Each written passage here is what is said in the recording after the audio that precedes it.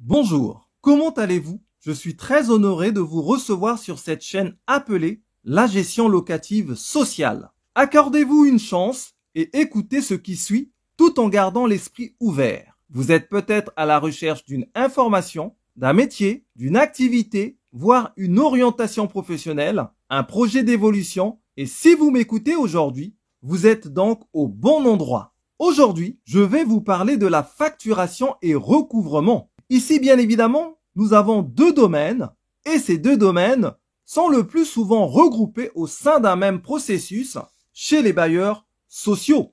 Alors, quelles sont les différentes activités qui vont couvrir ces deux domaines et qui, par la même occasion, vont nous permettre de mieux comprendre et appréhender le processus de facturation et recouvrement? Disons que de ces activités, il y en a en tout 8. 1. Quittancement et encaissement des loyers. Cette activité démarre par la génération du quittancement ou, si vous voulez, par l'édition des avis d'échéance. Une fois les quittances distribuées, s'ensuit la réception du paiement du locataire jusqu'à l'encaissement. Cette activité se termine bien évidemment lorsque le règlement du client est encaissé. 2. Prérégule d'eau ou régularisation prévisionnelle d'eau. Cette activité a pour objet le calcul du montant de la prérégularisation de l'eau. La régularisation d'eau correspond à la différence entre la consommation réelle, suivant une période de relevé de compteur, et la consommation prévisionnelle qui a fait l'objet de provisions de chaque année. 3. Charges locatives ou charges récupérables et acompte de charges. Cette activité a pour objet le calcul des charges récupérables ou régularisation des charges et des acomptes de charges ou revalorisation des acomptes. Les charges locatives récupérables sont les contributions du locataire aux dépenses engagées par le propriétaire bailleur pour le fonctionnement de l'immeuble. Elles sont limitées à certaines dépenses prévues par la loi du 6 juillet 1989 et fixées par décret. Les charges récupérables, somme accessoire au loyer principal, sont exigibles sur justification en contrepartie.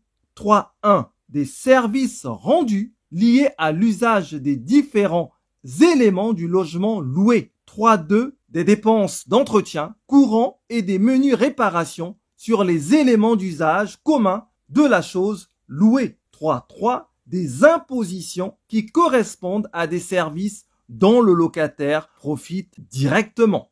4. L'augmentation des loyers. Cette activité a pour objet la réalisation du calcul de l'augmentation des loyers suivant des éléments définis et qui sont 4.1. Augmentation suite à une réception de travaux ou réhabilitation. 4.2. Augmentation des baux à date d'anniversaire, en abrégé BADA. 4.3. Revalorisation annuelle des loyers conventionnés pour les locataires en place et entrants. 4.4. Redevance annuelle des établissements soumis à redevance d'équilibre. 5. Passage d'une dette en irrecouvrable ou effacement d'une dette relevant d'une décision de gestion interne du bailleur. Ici, cette activité a pour objet de définir les règles de passage d'une dette locative en irrecouvrable, c'est-à-dire une dette que l'on ne peut plus recouvrer. Le passage de dette en irrecouvrable ne peut que se faire sous certaines conditions, à savoir le respect des règles de recouvrement, le bien fondé du passage en irrecouvrable de la dette, la vérification du montant à passer en irrecouvrable, la prise en compte de l'ensemble des règlements et des frais de procédure récupérables.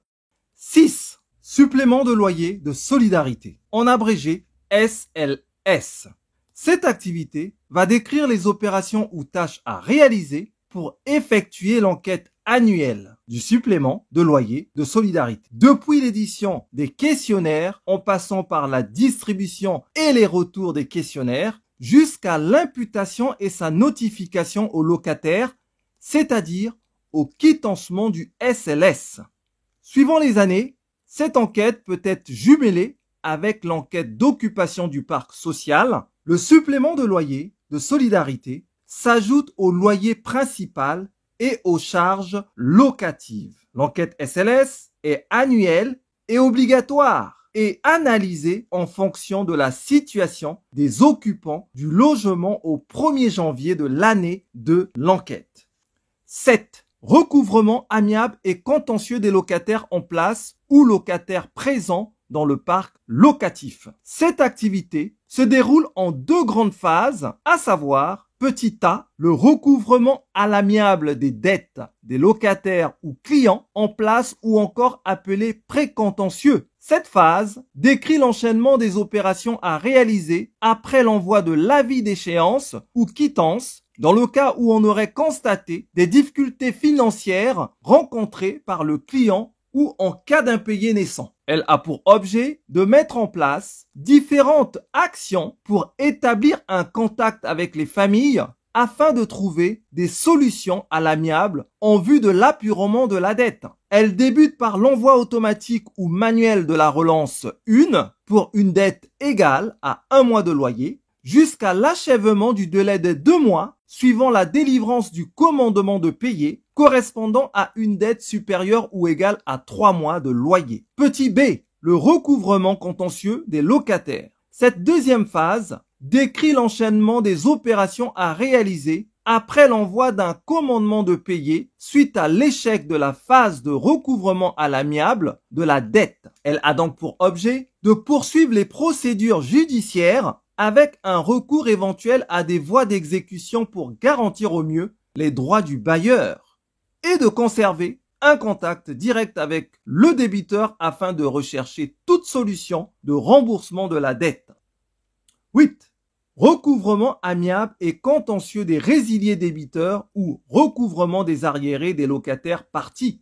Cette activité débute par la transmission des dossiers impayés des locataires partis ou partants du service du contentieux des présents vers celui du contentieux des parties. Et elle se termine par le recouvrement de la dette ou le cas échéant son passage en irrecouvrable. Enfin, l'objet de cette activité est de définir les actions nécessaires au recouvrement par voie amiable et judiciaire des dettes non réglées par les locataires résiliés ou partis.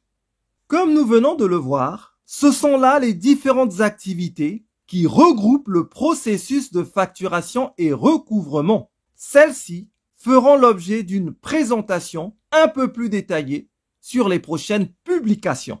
Ainsi se termine cette vidéo. Si vous avez aimé le contenu, merci de mettre un pouce bleu ou de liker. Et si vous êtes intéressé par cette chaîne, je vous invite à vous abonner pour être informé des nouvelles publications.